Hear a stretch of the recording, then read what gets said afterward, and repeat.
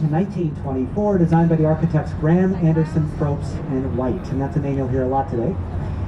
Their inspiration behind the clock tower came from Giralda Tower in Sevilla, Spain. It's labeled as Spanish Revival style. Revivalism was a really big movement in architecture at the end of the 19th century and early 20th centuries. Architects were always looking toward Europe for inspiration back then. It's where the best art schools were. And there was a really famous school called the École des Beaux-Arts in Paris, the School of the Fine Arts. This style came out of that school. Now the ornate beauty of the Wrigley, this almost wedding cake look of it, comes from terracotta cladding. There are 250,000 handcrafted terracotta tiles along the outside of it. Terracotta is lined with baked earth and baked clay. This is fireproof material. After the Great Chicago Fire of 1871, terracotta suddenly became a bigger thing. We learned a lot from the Great Fire and how to build better.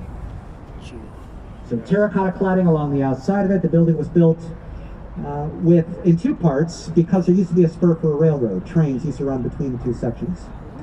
Well, that's the Wrigley building. Another revivalist building is the curved building to the left of that bell-shaped structure at the top called a cupola.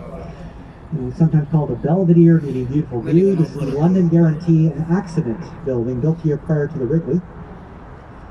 Now this is not Spanish Revival like the Wrigley building, more Greek Revival. Those Corinthian columns give it away at the top, and that cupola meant to look like a really special monument in Athens, right near the Acropolis. So more Greek influence with that one. We have ahead of us the second tallest building in Chicago's skyline, the Trump International Hotel and Tower. The building was completed in 2009. Designed by a world-renowned local architect named Adrian Smith. And Adrian Smith is the same architect behind the Burj Khalifa in Dubai, the current tallest building in the world. This looks similar to the Burj Khalifa, though a lot smaller. Imagine taking 3 Wrigley buildings, stacked on top of the Trump Tower. That would still be a little bit shorter than the Burj Khalifa in Dubai. The style of the Trump Tower is something they call contextualism. What that means, the building is built in context to the surrounding environment. So first off, notice the blue glass. This blue glass is designed for it to blend in, fade in, disappear into the blue sky behind it. Notice the 3 setbacks embedded in the building. Each setback meets the height of another thing around it. The one at the bottom meets the Wrigley building. The last one at the top meets the height of this black box building coming up to the west. I think of these as fist bumps. How I think of it, the architect is fist bumping his neighbor. It's a conversation. Maybe not in 2020, more like an elbow. I think that's the new fist bump this year. The black box building is the AMA Plaza building, American Medical Association. Originally built, though, for IBM in the early 1970s, designed by Ludwig Mies van Roo, and many consider Mies to be the father of modern architecture, the modern skyscraper. In addition to being an architect, he was a teacher, and he always told his students, God is in the details.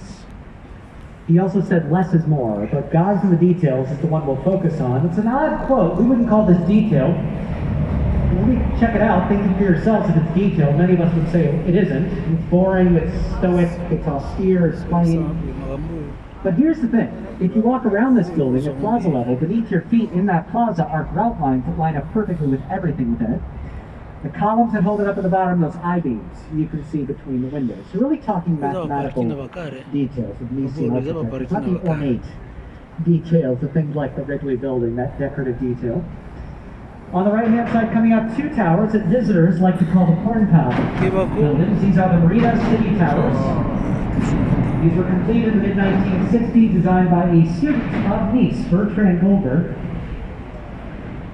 Throughout his career, Goldberg was a big fan of Gaudí's architecture in Barcelona. Went to Barcelona about 5 years ago, beautiful city. Like Gaudí, he loved nature. And at one point, he said if there are no right angles in nature, there shouldn't be any architecture. Is how he designed, just like this throughout his career. Now the 2 towers you're looking at are only a part of this. Marina City is a complex of buildings, all completed by 1968. That used to be called the city within the city. It included amenities like a bowling alley, and a movie theater, and a grocery store, ice skating rink, marina, that's still there. Why a city within a city? Well, Goldberg was trying to solve a difficult problem with that. After World War II in the 1950s, Americans didn't want to live in their downtowns after the war. They migrated to start living in the suburbs. That became the movement. That drives a lot of our economic activity in downtowns like ours. So Goldberg